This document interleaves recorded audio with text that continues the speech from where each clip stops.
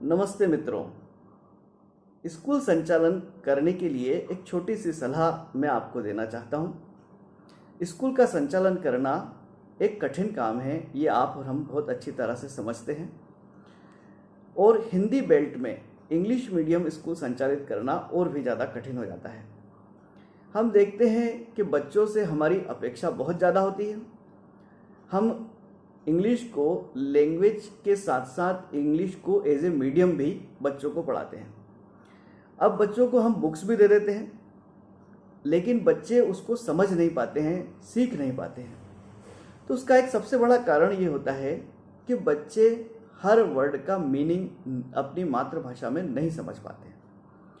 इस कठिनाई को कैसे दूर करा जाए, इस समस्या का क्या निदान हो सकता है? तो इस समस्या का एक बहुत साधारण और सरल निदान ये है कि बच्चों को डिक्शनरी उपलब्ध होनी चाहिए। लेकिन अब समस्या यह आती है कि कई सारे स्कूल आपने भी देखे होंगे, हमने भी देखे हैं, लेकिन उन स्कूल्स के अंदर डिक्शनरी केवल लाइब्रेरी में 1 या 2 उपलब्ध होती है।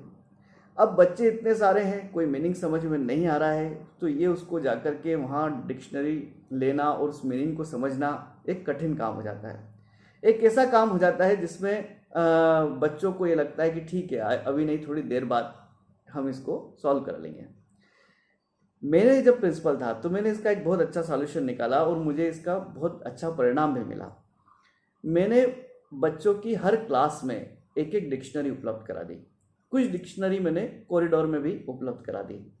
उसका नतीजा ये हुआ कि बच्चे लंच टाइम में बात करते समय, उनका कोई फ्री पीरियड जा रहा है, जब भी उनको समय मिलता, कोई उनको मीनिंग समझ में नहीं आता तो डिक्शनरी उनको बहुत आसानी से उपलब्ध थी।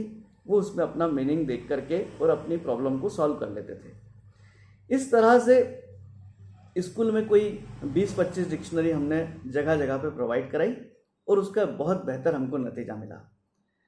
तो ये एक बहुत छोटा प्रयोग है, मैंने इसका सफल प्रयोग किया है, इसके सफलता को मैंने देखा है। तो यदि संभव हो, आपको अच्छा लगे तो आप भी अपने स्कूल में करिए। शुभकामनाएं।